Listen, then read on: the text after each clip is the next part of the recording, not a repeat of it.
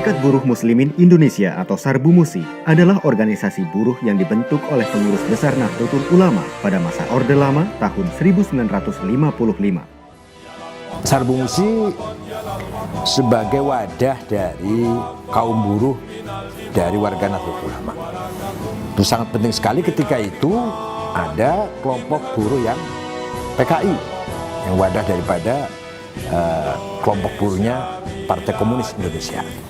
Maka PBNU waktu itu masih di bawah kepemimpinan Pak Idham Khalid almarhum membentuk sebuah wadahnya kaum buruh Nahdlatul Ulama, disingkat menjadi Sarbu-Musi, Syarikat Buruh Muslimin Indonesia.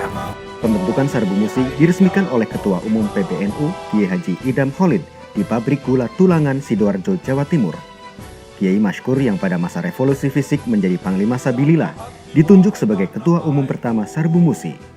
Sarbu-Musi juga menjadi media dakwah dan konsolidasi kaum Nahdliyin yang bekerja di berbagai pabrik di Indonesia. Pada tahun 1960-an, Sarbu-Musi bersama Gasbindo menjadi inisiator berdirinya sebuah konfederasi serikat buruh dunia yang bernama International Confederation of Free Trade Union atau ICTFU. Referensi utamanya gerakan buruh itu sebenarnya ada 3 ya. Ada Sarbu-Musi, ada Sopsi, ada Gasbindo.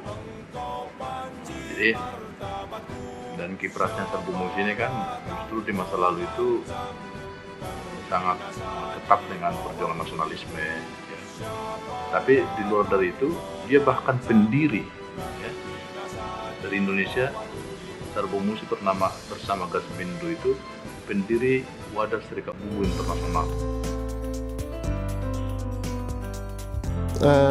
Pada perjalanannya, ketika saya bekerja di ILO 17 tahun yang lalu, Sarbu-Musi nyaris tidak terlalu kelihatan perannya. Mungkin karena masa pemerintahan Orde Baru tahun 73-an membekukan serikat buruh, dan pemerintah pada waktu itu ingin mengkonsolidasikan menjadi satu gerakan buruh yang kita semua tahu, yaitu menjadi FSBI, kemudian akhirnya SPSI yang dikenal dengan sistem single union.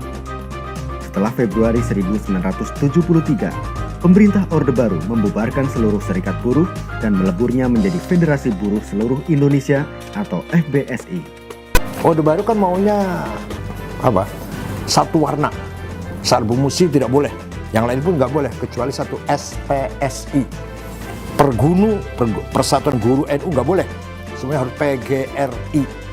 12 tahun kemudian, FBSI bertransformasi menjadi Serikat Pekerja Seluruh Indonesia atau SPSI.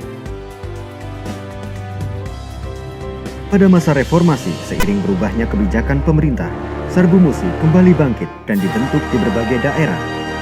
Sampai saat ini, Sarbu-Musi adalah satu-satunya organisasi buruh di era Orde Lama yang bisa bangkit kembali dari keterpurukan akibat represi Orde Baru. Setelah masa konsolidasi pasca pembentukan kembali Sarbu-Musi, organisasi buruh NU ini kemudian banyak berkiprah dan menjadi motor pergerakan buruh nasional. Sarbu-Musi melakukan advokasi di bidang hukum dengan melakukan legal standing terhadap berbagai peraturan pemerintah dan perundang-undangan yang dinilai belum berpihak pada kaum buruh.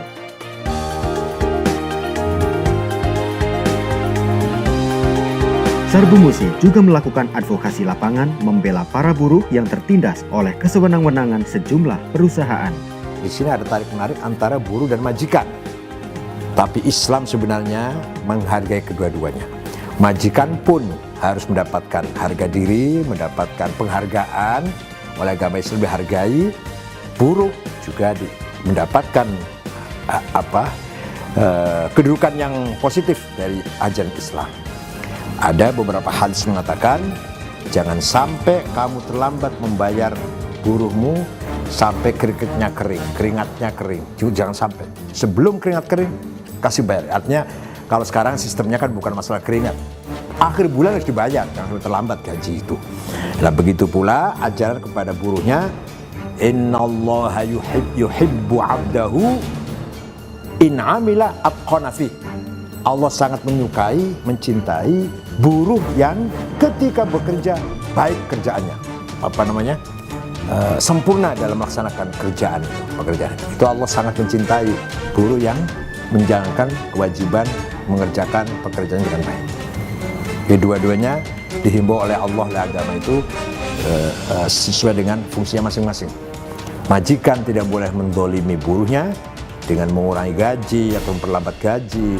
Buruh juga tidak boleh asal-asalan kerja, tapi harus betul-betul mempunyai komitmen agar bekerja dengan baik, hasil produknya pun dengan baik. Sarbu Musi kini kembali terlibat di berbagai lembaga perburuhan internasional dan turut serta dalam sidang International Labour Organization atau ILO.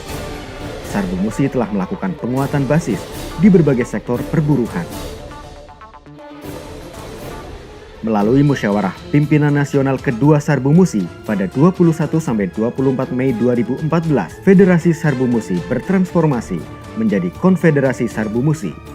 Konfederasi Sarbu Musi menaungi sejumlah federasi buruh di berbagai sektor industri, di antaranya Pengurus Pusat Federasi Rokok, Tembakau, Makanan, Minuman, Garmen, Tekstil, dan Kulit atau PPF RTMM Kartex Sarbu Musi. Pengurus Pusat Federasi Percetakan, Penerbitan, Penyiaran, Pariwisata, Industri Kertas, dan Telekomunikasi atau PPFP4 IT Sarbu Musi. Pengurus Pusat Federasi Listrik, Logam, Energi, Elektronik, dan Permesinan atau PPLLEM Sarbu Musi. Pengurus Pusat Federasi Transportasi, Pendidikan, dan Informal PPFTPI Sarbu Musi.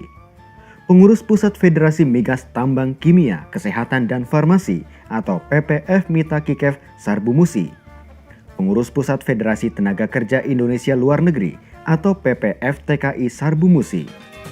Dan Pengurus Pusat Federasi Niaga Keuangan, Bank, dan Asuransi atau PPF NKBA Sarbu Musi.